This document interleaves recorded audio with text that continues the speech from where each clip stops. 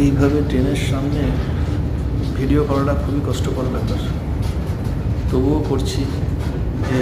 যদি আপনাদের একটু এন্টারটেনমেন্ট করতে পারি, কেননা তার একটু লাইক আসে, তার শেয়ার আসে, ঠিক আছে, কমেন্টও এলো কিছু, প্লাস ফলো করলেন আপনারা। তবে আপনাদের এন্টারটেন করার জন্য আমি যে কোনো রিস্ক নিতে